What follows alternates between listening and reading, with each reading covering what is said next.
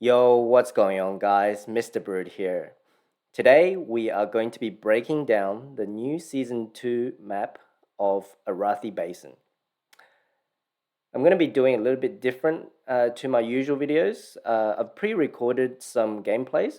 Unfortunately, I did it on my phone, so the screen is a little bit smaller, but it's what I'm going to tell you guys that's more important. The gameplays are always exciting. I will be pausing throughout the game to sort of illustrate the points that I'm talking about. If you enjoy this video, make sure to like and subscribe. So yeah, let's jump into the very first one. So the very first video, or rather the very first point that I need to make about this map is that there's the two gold mines in the middle. And Dark Iron Miner, as most of you would know by now, is a common unit in the deck. In my opinion, it's not essential to have the Dark Iron Miner, but you must have a counter or multiple counters to the Dark Iron Miner. In this case, this player is using the Dark Iron Miner as the opening play. I normally would tell you not to do that as an opening play because everyone runs the Quillbore, and Quillbore with the Bristleback is a hard counter to the Dark Iron Miner. If they lock onto your Quillbore, no matter if they defend or not, yeah, they can't stop the Dark Iron Miner from dying. This player is actually, he finished top 5 last season, so he is on top of it. He's already sent out his Wolf, as you guys can see. Yeah, in anticipation of my Quillbore to protect his Dark Iron Miner. So in that case, I couldn't play my Quillbore because that would have died to the Wolf. Instead, I had to go in more aggressively because I had no other way to spend my gold. Quillbore got a couple of hits. I don't think my save pilot got any hits, but yeah, had to make him defend. So that was a really well played start for him. He got some gold from the very beginning. The next point that I want to make is that the siege units will be dominating this meta. The reason being, or there's several reasons. The very first reason is that this map is a lot smaller than last season's map. Smaller maps favor siege units because you can go aggressively in overtime, and you don't have to worry about getting punished because they go straight for the tower.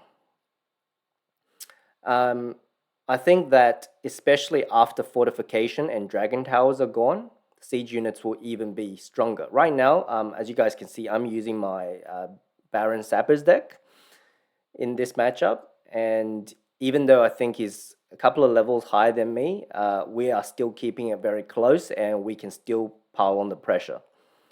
Once the towers change, I believe several other units will come into the meta. There's the gargoyles, the sappers will always be strong, and then you've got the Morton Giant and even the Meat Wagon, which I'll personally be doing tests on all of those in the coming weeks. But as you guys can see here, the Quillbore counters the Dark Iron completely. So if you have the Quillbore in hand, just wait, don't play it, because most likely the opponent has either the Quillbore or the Dark Iron Miner, so you always save it in case they have the Dark Iron Miner. The third thing I wanted to cover is that the third feature of this map is that you can no longer deploy unbound units on the sides of the base. If you guys remember, in the previous map, you could drop unbound units to the left and the right back of the main tower. This is no longer the case on this map. It's a very subtle change, but it's got big consequences. One of the big consequences is that it's a strong nerf to the unbound archetype. So your Maiev decks and all of your unbound units are not going to get as much value, simply because they've got a limited placement. And if the only placement you have is at the front of the tower, essentially 45-degree angles to the dragon towers, that becomes very predictable, and it's also easy for your opponent to defend.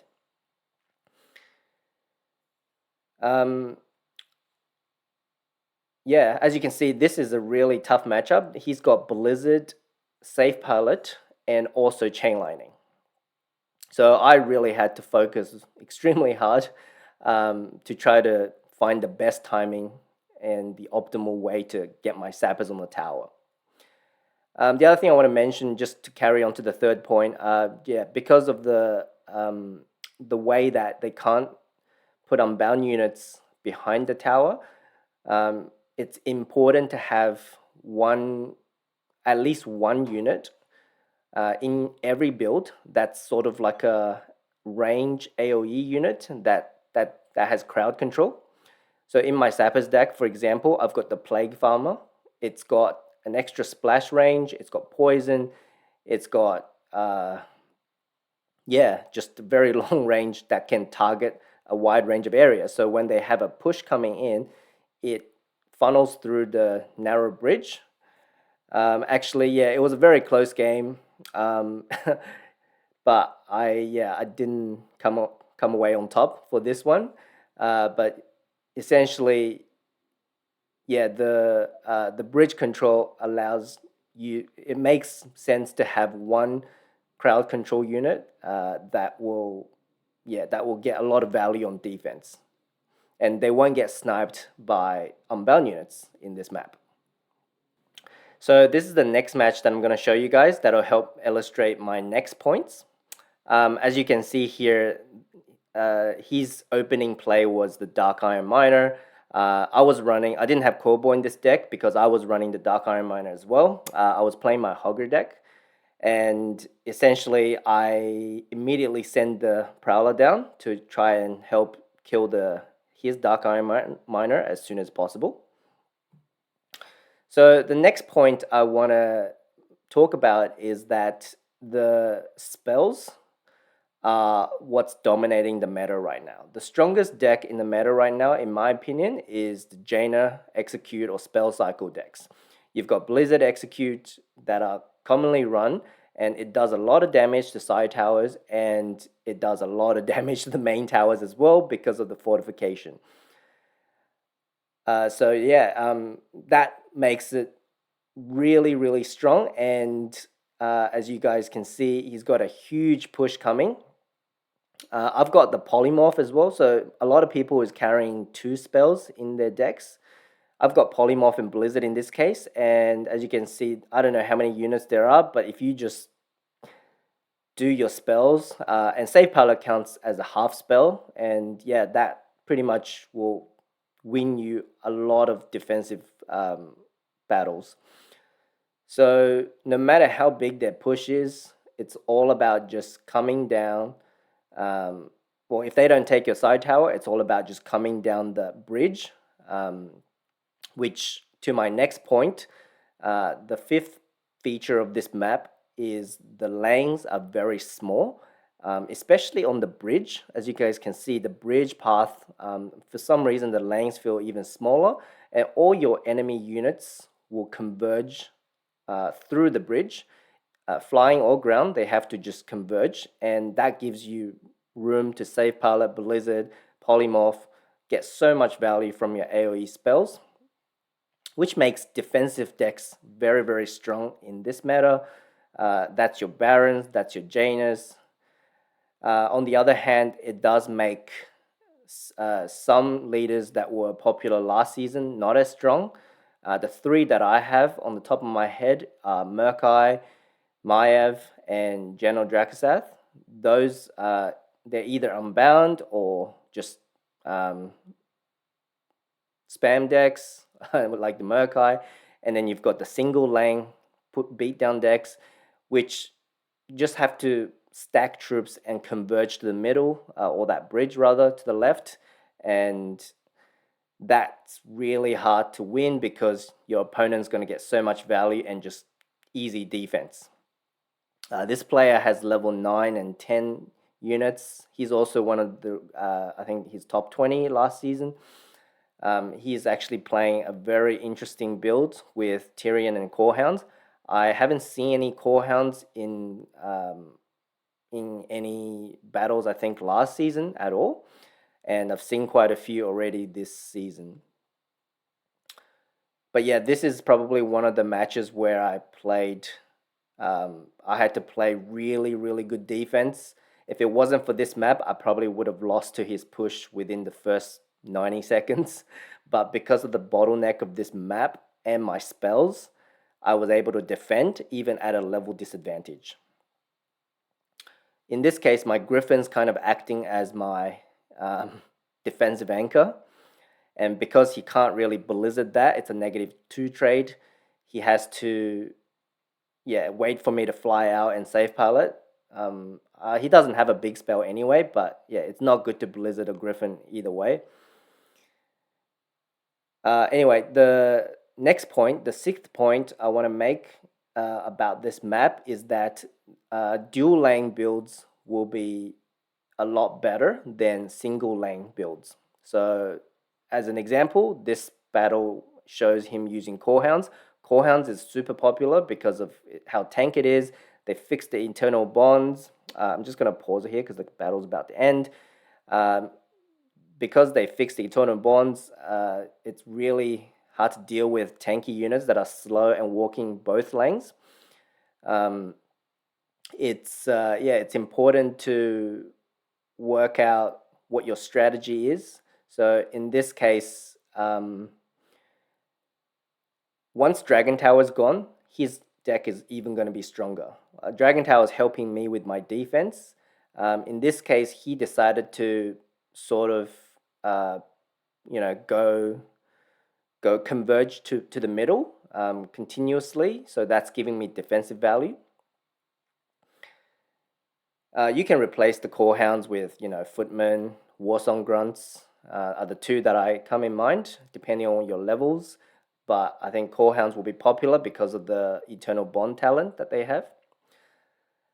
The very last point I want to make is that the general strategy on this map, regardless of the future modifier changes, is that you would normally have you normally go for the main tower first or the side tower. That's generally your two options. So at the beginning of the battle, depending on who you're versing, so if you are, say, Jaina versus a Baron, you got to know your matchup and you need to decide very early on in the game, if not at the very start, whether to go for the tower directly, the main tower directly, or the side tower. That's going to be your strategy. And whichever one you decide, it's fine. As long as you mix up your plays during the game, confuse them a little bit, and then stick to your goal, that will get you very far in this map. So yeah, let's just finish this off. Anyway, we both defended and played well. Well, I had no chance of breaking through anyway, so I think I was blizzard cycling in the last minute anyway.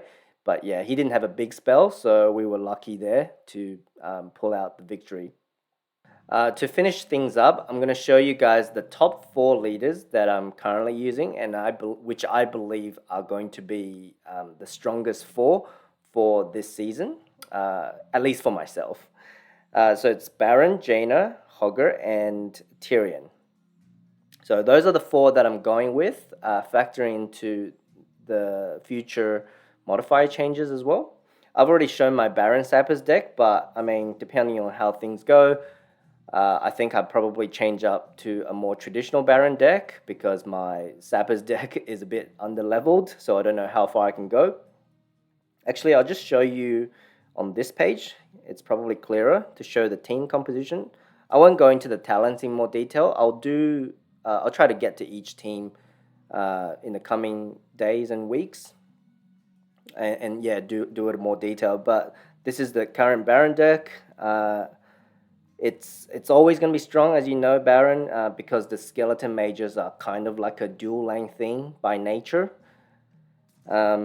You've got my Jaina deck. I'm running the Blizzard and the Execute, and then I've got the Prowler here. I like the Prowler here because the Prowler is a good counter to the Dark Iron Miner, and it's actually another counter to opposition Jainas as well if you run into a Jaina matchup, mirror match. So you'll hopefully have a small advantage having the Prowler. So you don't have to, spell or save palette them or spell them every time, you can save that for their tower. I'm running the triple spell because my Griffin is level 8 and I don't find it as valuable, or it doesn't get as much value against opposition Griffins where they're one level higher. It's actually just a -2 trade, so I'd rather just have Arcane, which can just be a cycle thing. And yeah, if I need to, I can get a lot of spells in overtime. The next one is Hogger. I really like Hogger for this season because it's sort of single lane, but it's more cycle based. You're not really giving them a lot of value because you're not stacking troops. You can just play Wolf and Hogger by themselves to force out responses and get value. I'm running the Polymorph and the Blizzard. It's giving, it's there for defense. If everything fails, you can just Polymorph, Save Palette, and Blizzard. That usually kills 99%. Those three would kill 100% of things. If you just Polymorph and Blizzard, it probably kills 95% of the push. In that pocket area where the bridge is. I'm running the Dark Iron Miner, but you guys can run the Core Ball if you feel like. I feel like I can go a bit aggressive with Dark Iron Miner because I've got Hogger and Prowler to protect it if they do have the Core Ball, or try to snipe my miner with the Core Ball. And lastly, I've got my Tyrion deck. I haven't run too much testing on this, but so far so good. This is essentially what I used last season. The only difference is that I switched the Murlocs for the Blizzard because there's no chests anymore on this map. The Murlocs were there predominantly for the chest grabbing. So the Blizzard is a little bit heavier, but it's a smaller map, so it kind of makes up for it. And yeah, it's an additional spell. It's almost it's almost compulsory to have Blizzard, just because it's got so much utility in the current meta. And yeah, so that's it for this video. Hope you guys found it useful. It was more of a freestyle approach with my tips and thoughts. So anyways, I will thank you for watching, and I will be back with the next one real soon. Bye.